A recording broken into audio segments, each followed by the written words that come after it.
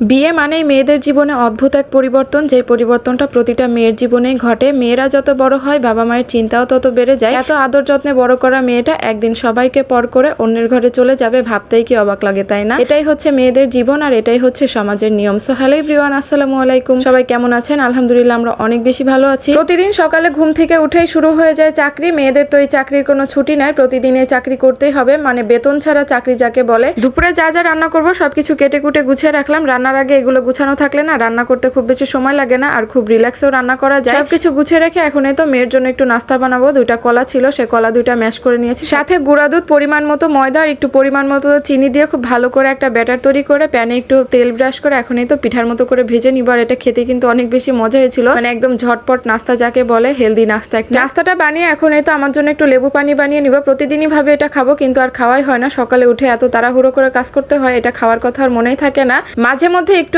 Diet করি, মানে সকালে যদি একটু ডায়েট করি দুপুরে আর করতে পারি না, সন্ধ্যায় যদি একটু করি রাত্রে আর করতে পারি না, মানে ক্ষুধা যদি লাগে তাহলে ডায়েটের কথা আর মনেই থাকে না। এই হচ্ছে আমার ডায়েটের অবস্থা। আদা রসুন বাটা শেষ হয়ে গেছিল, রাত্রে আমি আদা রসুনের খোসা ছাড়িয়ে রেখে দিয়েছিলাম, এখন এই তো ব্লেন্ড করে রেখে দিব বক্সে করে। একদিন কষ্ট করে এই কাজটা যদি একটু বেশি করে রাখা হয় তাহলে প্রতিদিনের ঝামেলা থেকে মুক্তি পাওয়া যায়। এদিকে এই তো দুপুরে রান্নাটাও বসিয়ে দিয়েছি। ইলিশ মাছের মাথা লেজ ছিল, তো সেগুলো দিয়ে পুঁই শাক দিয়ে রান্না করবো। আর এই রান্নাটা আমার কাছে খুবই ভালো লাগে, মানে পুঁই শাক যেভাবে রান্না করছি না কেন এইভাবে সব থেকে বেশি মজা লাগে। অনেকদিন হয়েছে টালের পোশাক খাওয়া হয় না। টালের পোশাকগুলো কিন্তু অনেক বেশি মজা হয়। বাজারে যে পোশাকগুলো পাওয়া যায় এখন সেগুলো তো গাছ সহ উঠে নিয়ে আসে, মানে ছোট ছোট গাছ, এগুলো খেতে তেমন একটা মজা লাগে না। টালের পোশাকগুলো গ্রাম অঞ্চলে বেশি দেখা যায়, আর ওই পোশাকগুলো যেভাবে রান্না করা হোক না কেন সেইভাবে অনেক বেশি মজা লাগে। সাথে একটু ডাল রান্না করে নিয়েছিলাম। আর এখন এই তো সন্ধ্যার দিকে একটু নাস্তা বানাবো। পুঁইশাকে অনেকগুলো পুঁইশাকের পাতা ছিল, তো সেই পাতাগুলোই বেছে রাখছিলাম। পুঁইশাকের পাতা দিয়ে পাকোড়া কিন্তু অনেক বেশি ভালো লাগে, যারা খান নাই তারা কিন্তু একবার হলো বানিয়ে খেয়ে দেখতে পারেন, অনেক বেশি মজা লাগে। পুঁইশাকের পাতাগুলো একদম কুচি কুচি করে কেটে নিব। তারপরে এর মধ্যে এই তো ময়দা দিয়েছি, একটু চালের গুঁড়া দিয়েছি, আর নর্মাল যে মশলাগুলো থাকে মানে ধনিয়া গুঁড়া, হলুদের গুঁড়া, মরিচের গুঁড়া, একটু কাঁচামরিচ দিয়েছিলাম, ধনিয়া পাতা দিয়েছিলাম, পেঁয়াজ কুচি দিয়েছিলাম। সবকিছু একসাথে দিয়ে খুব ভালো করে মেখে নিব। অল্প অল্প করে ময়দা দিয়ে মেখে নিতে হবে, পানি দেওয়া যাবে না। পানি দিলে দেখা যায় কি ভাজতে ভাজতে এটা থেকে পানি ছেড়ে দেয়, তেমন একটা মুচমুচা হয়। আর এইভাবে যদি একটু সময় নিয়ে মাখানো হয় তাহলে খেতে অনেক বেশি মুচমুচা হয়, অনেক বেশি মজা লাগে। পুঁইশাক আনলে দেখা যায় ডাটার থেকে পাতায় বেশি থাকে, ডাটাগুলো কেমন যেন একটা শক্ত শক্ত থাকে আর পানসে পানসে লাগে, খেতে একদমই মজা লাগে, কেমন যেন একটা স্বাদ হয়ে গেছে। গ্রামে থাকলে না এই জিনিসগুলো অনেক বেশি মজা করে খাওয়া যায়। যেমন গ্রামে অনেক বাড়িতেই দেখা যায় টালের পোশাকগুলো লাগানো হয়, আর ওইগুলো খেতেও অনেক বেশি মজা হয়। পরের দিন একটা বিয়ের দাওয়াতে গিয়েছিলাম, তো ভিডিওগুলো একসাথে অ্যাড করে দিলাম। বাসার সবারই একসাথে দাওয়াত ছিল, তো সবাই একসাথেই গিয়েছিলাম।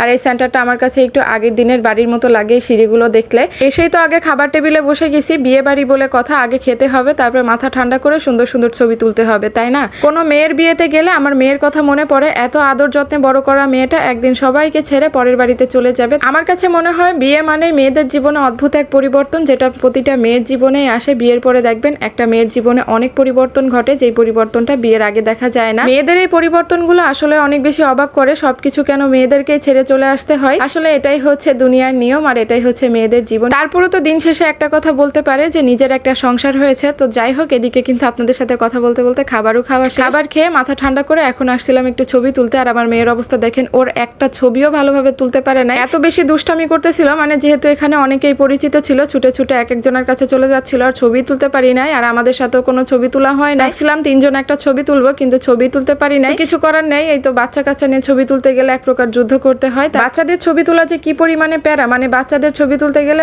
নিজেদেরও বাচ্চা হয়ে যাইতে হয়। এদিকে তো আমরা বোর সাথে ছবি তোলার জন্য অনেকক্ষণ থেকে ওয়েট করতেছিলাম, কিন্তু কোনো সিরিয়ালই পাইতেছিলাম না, একটার পর একটা আছেই। তারপর অনেকক্ষণ দাঁড়িয়ে থাকার পরে এখন এই তো একটু ছবি তুলে নিলাম। বিয়ে বাড়িতে আসছে আর ছবি তুলবো না তা কি করে হয় বলেন? মেয়েরা হচ্ছে ছবি তোলার পাগল, মানে যেখানেই যাবে তাদের ফোনের ক্যামেরা অন থাকে। তো যাই হোক, এদিকে খাওয়া দাওয়া কমপ্লিট, ছবি তোলা কমপ্লিট, এখন বাসায় চলে যাব।